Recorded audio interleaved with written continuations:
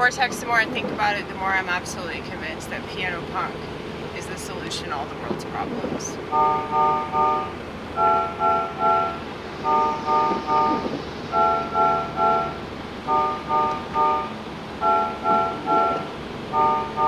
Do you have solutions to problems? No. But I do, and I'm gonna let it show. I'm pretty sure that my existence is a pretty good example. I didn't cure myself. I just figured out that maybe there wasn't anything to cure. Maybe the difficulty is something that I'm supposed to endure. Because it makes me appreciate that life is good. And life is still good, even if it doesn't feel good.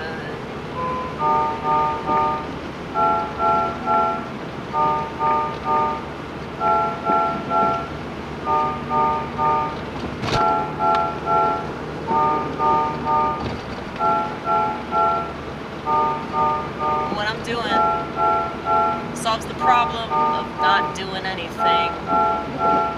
And most of these people, these do-nothins, want to complain about the do-somethings.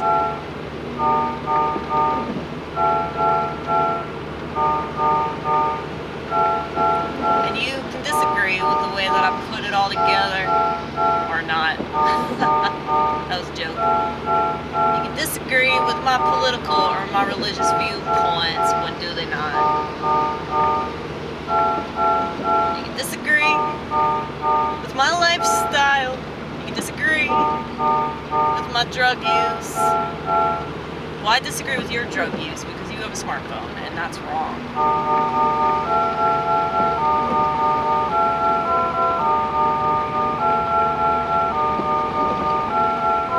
I'm the only one whose hands are clean. If your hands are clean, reveal yourself to me. And we'll be friends. Way faster friends than all these sexist shit on the internet. They think that they just found their soulmate or their twin flame or whatever the twin flame. What the fuck?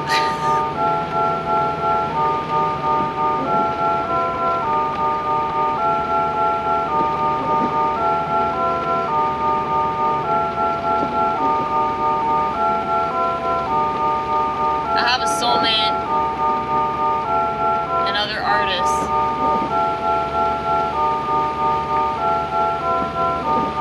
I have a soulmate and myself.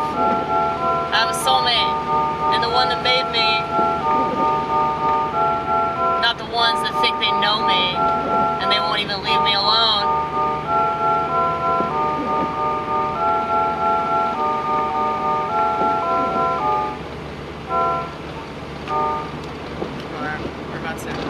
We're about to get to the curvy part.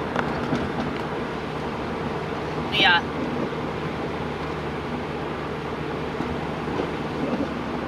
I don't really believe in love. The more I think about it, I mean, I believe that it exists, and I believe that other people can experience it. And I mean, like, when I say that, that's definitely going to get misconstrued. I guess I don't believe in, like, romantic relationships. I think that that's, like, a really hard thing to keep intact. And so they have to hijack all of our natural desires and morph them into this god-awful monstrosity that you see on full display everywhere you go, where people just want to be liked and they want approval and they want attention and all that. It's easy to assume that everybody's like that. Well, I'm not. I mean, you don't have to believe me. I don't care if you believe me or not. Liars tend to think that everybody's lying because they lie all the time. So it's just something they've normalized, but that's not something that we should have ever normalized. People that aren't honest should not be taken seriously, okay? But then again, it's like, well, if the whole world is comprised of lie after lie after lie, then it's like, can you really blame them for believing that? And I think it's everybody's narcissism that convinces them of like certain realities, and then, you know, if anybody questions the reality,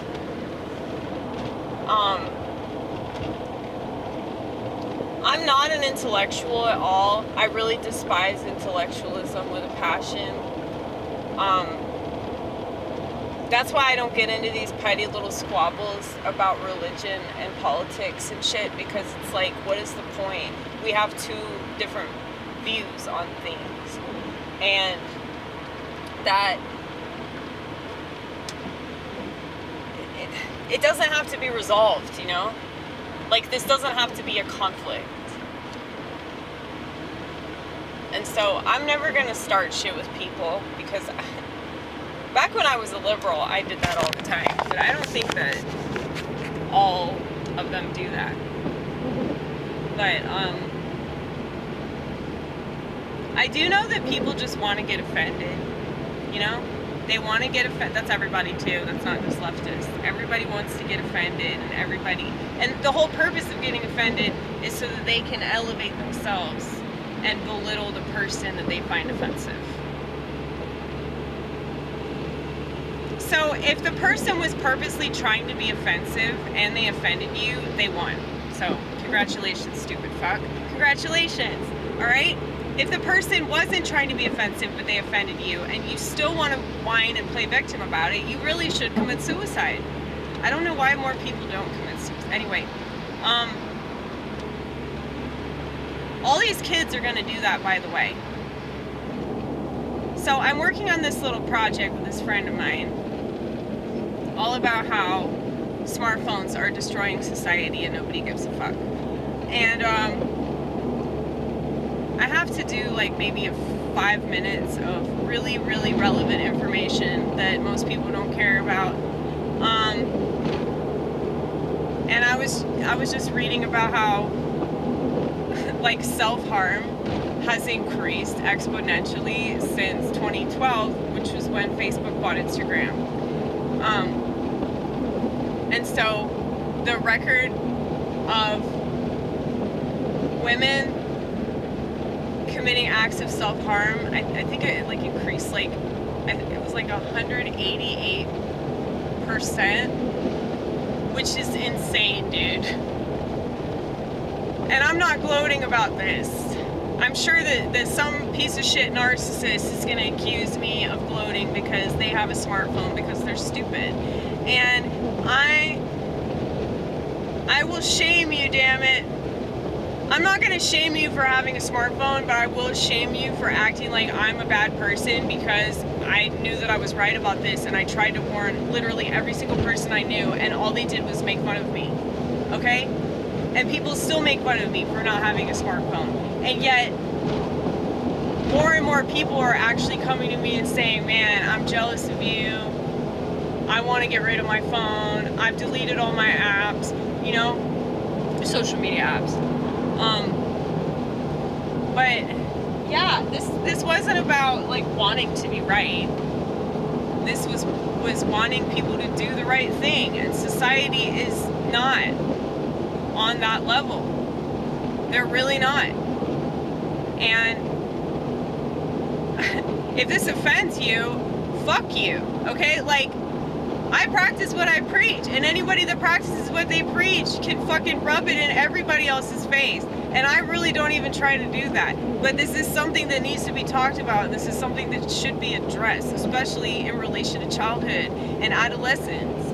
And these parents that gave their kids a smartphone should be shot in the fucking kneecaps. And it's fucking disgusting that everybody just keeps rationalizing this world having to be total shit, and everybody turning into a fucking sociopath.